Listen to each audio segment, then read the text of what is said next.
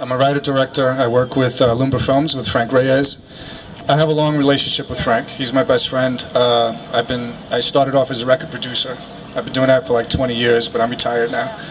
And that's how I met him. He used to write songs that I used to produce. But right now I'm a filmmaker. I'm actually, I had something at the Latino Film Festival. I cut the trailer that you're about to see. Frank, they flew me out, Maya, to cut this trailer. And I'm also going to be directing a film that Frank wrote and will be producing called Brutality for his company.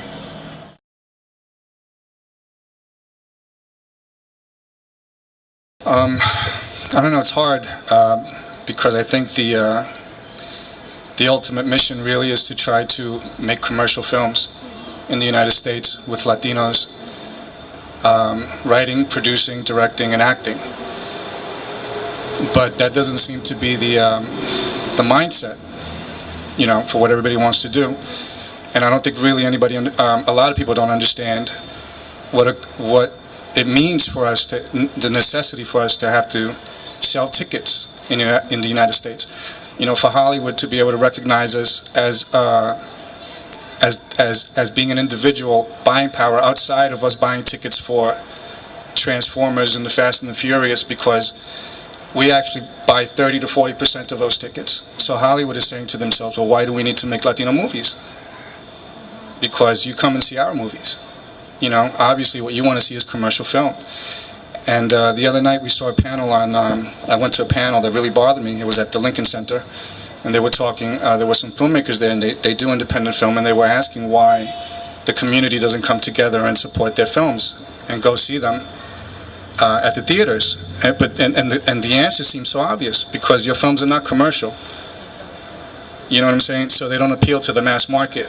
And if you're making films for festivals, particularly in the United States, then you're making films for white people.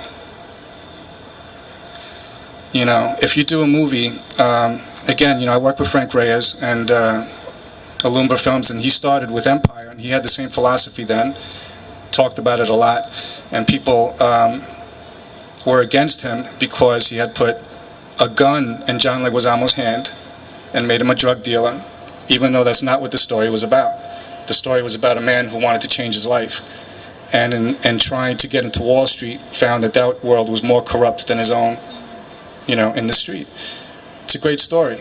You know, the film made a lot of money, but in Hollywood it was considered a fluke because they couldn't believe that a Latino film, the possibility of that to be normal, they wouldn't accept it. So it took him another 6 years before he got to do Illegal Tender, and only because John Singleton supported him and he understood that Latinos need to do the same thing that the black community did for themselves, which is to find their audience, you know. So the goal is that. The goal is really to try to, you know, to get us out of the matrix, you know, to understand that, you know, Latinos in the United States making film is not the same thing as Latinos in other countries making film. It's not the same thing. And it's us not approaching this thing from a commercial point of view is hurting us to the point where the work that we should be getting is going to the Latinos from other countries. Actors, directors, you know, because the perception is that we can't do it. And every time that we make a movie called, you know, I'm going to make a fictitious name, because we make these names up. But every time you make a movie called, you know, Bodega Dreams or Gucci Frito Highway, you know what I'm saying? It's not helping us. You know, it might be helping the director, which I believe in. I think you know, to pick up a camera and learn how to shoot, you know, and that sort of thing. It's very important because we don't have the outlet in this country that other people have, other countries have. We're not supported in the arts at all, you know. So our only chance is our only option is to pick up a camera and to try to teach ourselves. But there's a problem with that too, because we're not being mentored and we're not being taught. So what happens is you have people, it's the equivalent of picking up a guitar, going to a store and picking up a guitar. Just because you can tune that guitar and because you know how to hold the pick doesn't mean that you're a musician. But it's been so difficult, you know, and he's made 3 films in 10 years and he's got 3 more lined up, but now what he's doing is he's expanding it. and he's bringing people like me on board to direct, and Francisco Ordóñez, who did a great short film called St. Paul, and another one named Cookie, you know. So it's hard, you know, to try to find people with the same mindset. I believe in art. I believe in expressing yourself with the camera and all that, but you have to be really careful because, you know, the only thing that matters for Latinos in the United States is to be able to prove that we can sell tickets. That's it. That's the most important thing. And the only way you're going to do that is with commercial film. Everything else doesn't matter. You know, and I don't mean that it doesn't matter in the artistic sense. It doesn't matter as far as helping advance us in the United States today.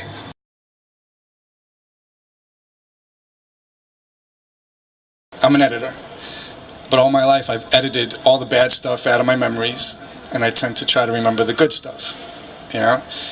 And the way I started in music was as an editor. I used to cut tape with a razor blade, you know.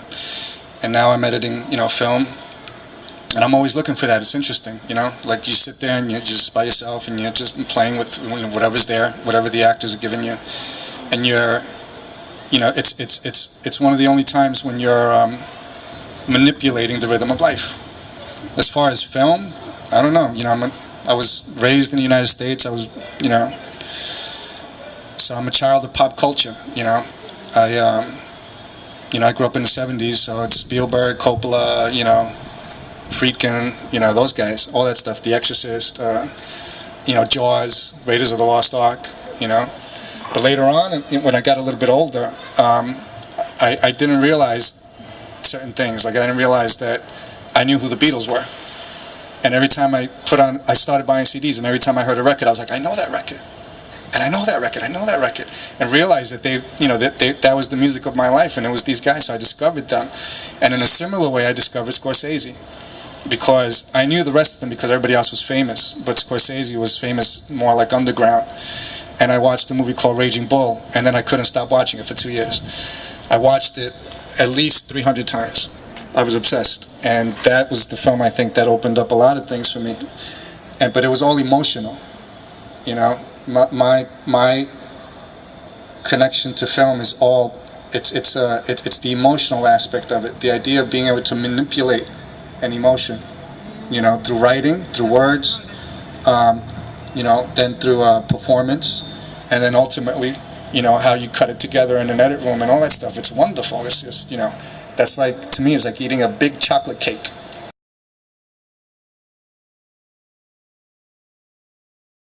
Well, the thing is, like, if you work on a film set or anything where you're working on it like intensively for a period of time, you know, a month, 2 months. The people that are around you, you know, you become a family, and what happens is there comes a day where that ends, and you just like your energy just drops, you know. So then the next thing, the thing that happens is you got to get over that, whether it's a few days or, you know, a week or whatever it is. And then you have to start thinking about the next thing, right? So you start planning the next thing, all right. But when I'm not, you know, working, or, you know, and I'm always doing something, I'm either doing a sound mix, or I'm writing, or, you know, or like right now we're prepping, I'm doing a reading of Brutality next Friday. I'm casting for that, because Frank needs to hear the words so that he can do a rewrite, because I'm going to be filming that next year, so. There you go. I'll give you my headshot later. Well, first of all, I just want to say I'm a big fan of him. His a wonderful talent right here. But I'm also, you know, I find myself a lot because I'm very technical, you know. So I'm always trying to find ways to pass on information, to pass on knowledge. Outside of being a mentor, because that's not what I'm looking for, you know. But if I find a filmmaker who's coming up and he wants to know, you know, why does the mix sound so good, or, you know, what is it that you guys did? Then you try to pass that information along, because part of that is part of my reason or my need to do that is because of all the horrible short films and trailers that you can see on YouTube that Latino filmmakers are making. You know, so I see that and it's like, oh my God. And I I've done it. I reach out to them, and I'm like, oh, what are you doing?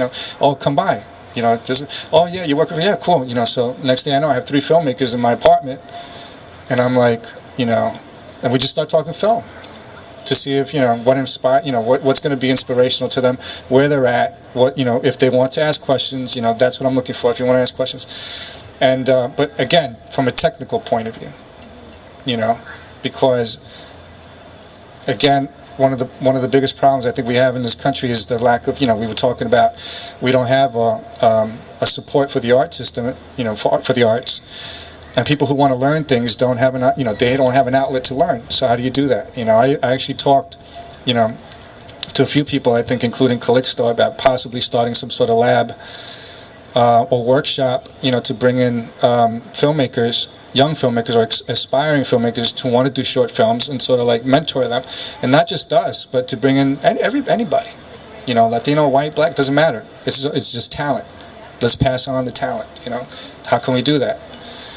So those are the kind of things that that I think about when I'm not working.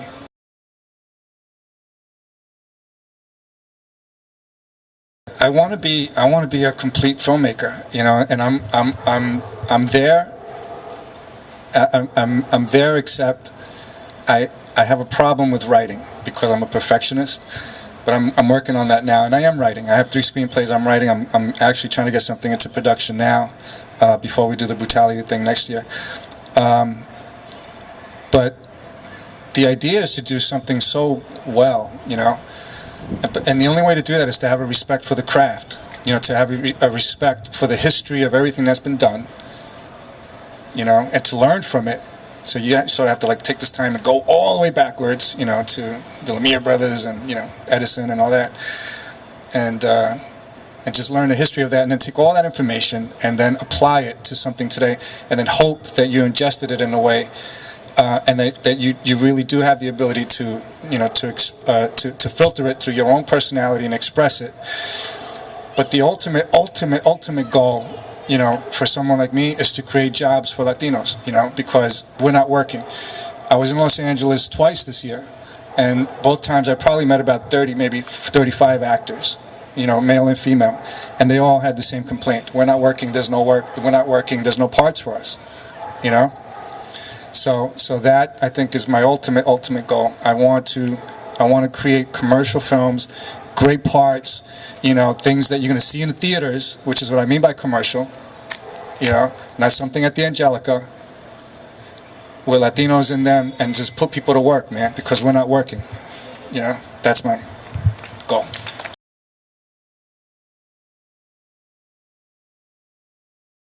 I want to thank you also for having me here.